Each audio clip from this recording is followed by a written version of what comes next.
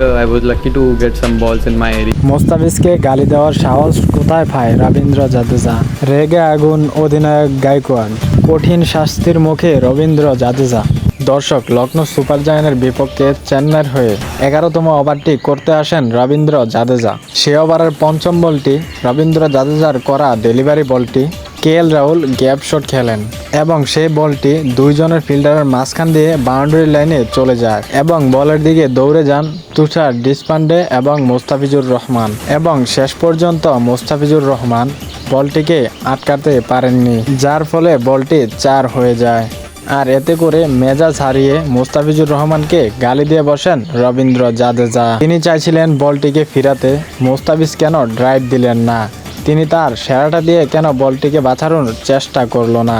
কিন্তু বলটিকে ক্যামেরার অন্য অ্যাঙ্গেল থেকে দেখা যায় মোস্তাফিজ যদি বলটিকে বাঁচানোর জন্য ড্রাইভও দিত তারপরও বাঁচাতে পারতো না, কেননা মোস্তাফিজ এবং বলের মধ্যে অনেক গ্যাপ ছিল এবং রবীন্দ্র জাদেজা বাউন্ডারি খেয়ে মোস্তাফিজকে রীতিমতো গালি দিতে থাকেন। মোস্তাফিজকে এভাবে গালি দেওয়ায় ম্যাচ শেষে চেন্নাই সুপার কিংসের অধিনায়ক গায়কোয়াড় সংবাদ সম্মেলনে এসে বলেন, মোস্তাফিজ বলটিকে বাঁচানোর জন্য অনেক চেষ্টা করেছেন কিন্তু তিনি পারেননি, তাই বলে একটা প্লেয়ার আরেকটা প্লেয়ারকে গালি দিবে এটা কোনো খেলোয়াড়ের কাতারে পড়ে না। আর হে দর্শক, আপনারা কি মনে করেন? আপনাদের মতামত অবশ্যই কমেন্ট বক্সে কমেন্ট করে জানিয়ে দিবেন।